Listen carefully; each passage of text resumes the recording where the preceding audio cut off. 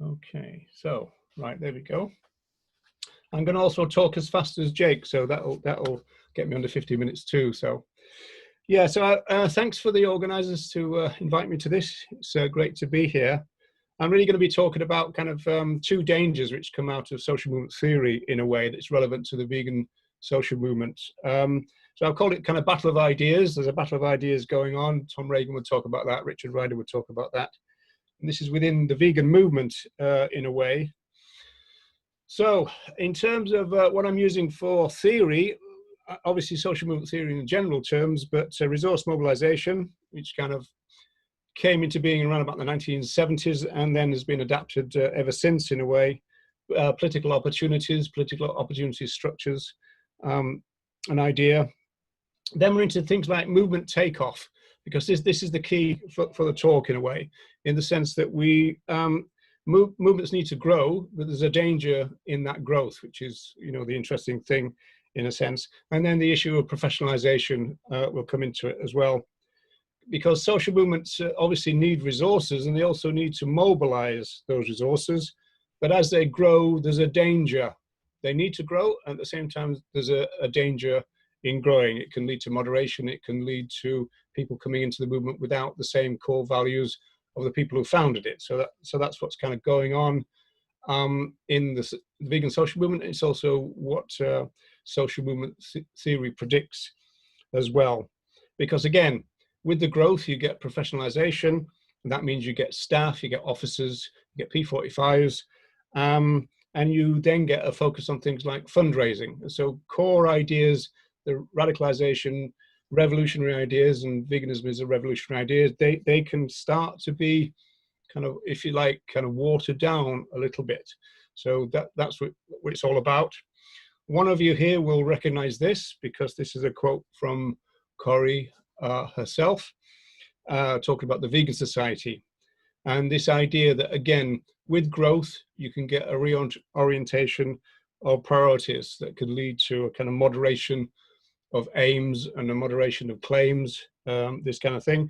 To try and illustrate this, I've kind of picked out this quote from 1945 by Donald Watson. Watson was, he was basically asked, what's all this newfangled vegan idea all about? And he said, this is it. It's to oppose the exploitation of sentient life. And then this interesting last bit of the sentence, as Kate and Matthew said, he's not around to correct me on this, so this is just my interpretation. I mean, you could read that, I think, as an anti-kind of capitalist kind of statement, if you want to. I tend to think of this as a really good, concise, succinct statement about what veganism is all about, and I prefer that to this, which is obviously what we are familiar with. This is the definition of veganism that everybody knows. And in a sense, this is a bit more wishy-washy than that. There's a lot of confusion about this definition, in the sense that a lot of people claim that it's Donald Watson definition, which is not true.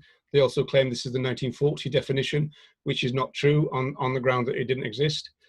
So this is from 79 through to 88, really. And this is when the Vegan Society was kind of stabilizing and becoming more professional, needed a kind of articles of memorandum of this kind of stuff. And so he needed that, because in a sense, we have to realize that the beginning of the vegan social movement was fairly chaotic. You know, Watson was kind of almost left up to it for the first couple of years, doing everything, really. Then Leslie Cross, towards the end of the 40s into the early 50s, said, well, we don't have a working definition of veganism. We know what the vegan diet means, but we don't know what veganism is. And so they started to work on that. And there's also an interesting thing, because the vegan movement was almost like located in people's houses at the time, right up until the 1970s, really. In fact, there's a kind of in-joke in a way, in the sense that Kathleen and Jack Janaway, they had the Vegan Society located in their house. And the in-joke is the fact that their house was in a village in England called Leatherhead. And so I didn't say the in-joke was very funny. I just said it was an in-joke. So this is the kind of general kind of thing that you get from social movement theory as what I'm calling the first danger. If we move on to the second danger, and this is perhaps a bit more important in a way, and it's certainly more prevalent in the movement, at least as I've experienced it recently, which is the idea that people come into the movement with different values than the people who founded it, and that then can create a problem, or not. I mean, when we come to the final question, we can look at that in a sense. What we have to realize, though, that the vegan social movement began during the so-called Second World War. I always like to say that the vegans declared peace during this global conflict. It was a radical thing to do. At least 3 of them were conscientious objectors, and that meant that they suffered financially because of that. It was a time of rationing, and the rations were cut. Their wages, as it were cut because they refused to fight. They all said that they don't want to kill anyone, including other animals, of course. And so it's a kind of radical thing to do. And as I said in a comment to Kate and Matthew, the pioneers have been described as anti-authoritarian. They were kind of radical thinkers in a sense. They were gentle English folk as well, so they didn't speak in polemic terms or sound bites as we understand it now. But if you, as it were, read their work and read between the lines, there's a lot of radicalism there. Veganism is a revolutionary idea in a way. Donald Watson said that the experience of the war was shattering. And, people are a product of their time. It's interesting in the sense that difficult for us in the 21st century to go back there and really experience what they experienced, but he said it was absolutely shattering.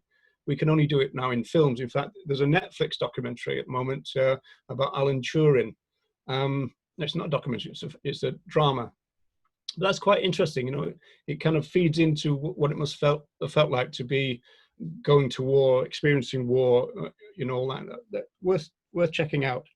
Essentially then, the early vegan pioneers, they were trying to work out why had humanity got so violent, almost like a new kind of barbarism. What was going on? They'd witnessed 2 global conflicts in short order. They'd lived through them, they'd experienced them, and they thought that something had gone wrong with humanity. And very seriously, they came to the conclusion through their analysis that veganism was the solution to this issue. And in fact, they came to the conclusion, and we might think of this as a bit arrogant in a way, but they came to the conclusion that veganism at that time was the only movement that could save humanity. They actually made that claim.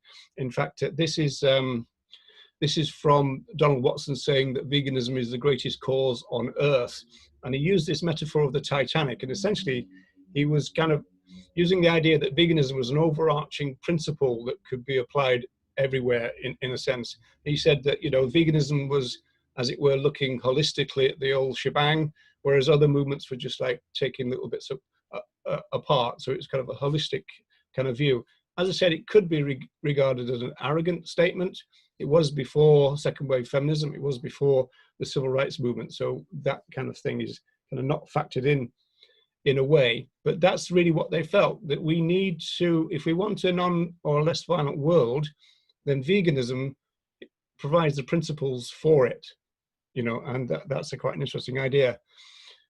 This one comes from 1954. This is Leslie Cross, Search of Freedom. And Cross focuses on this issue of focus and scope. That veganism as a philosophy was always out of focus and scope. The focus is on our relationships with other animals, but the scope has always been wider than that. And in fact, in this essay, he starts with the scope rather than the focus. So he talks about what veganism can do for mankind. Again, products of their time, so they use a lot of sexist language in these early days, just as you find in all the sociology textbooks from the time. But again, this kind of revolutionary idea is contained within, the founding statements of our movement, really. This one comes from Donald Watson. He talked about veganism as being the greatest peaceful revolution ever known. And another grand claim, if you like, but also in the better interests of men and animals alike. So again, another kind of, if you like, strident statement. This is one of my favorites. This is from '64. This is a pamphlet by Eva Batt. Eva Batt actually was famous for making or publishing vegan cookbooks, but she also did this pamphlet called Why Veganism? And she said this, which is a very strong statement. you know, veganism is one thing and one thing only, and it's talking about avoiding exploitation, and that as human beings, other animals, and the soil, which is an interesting one.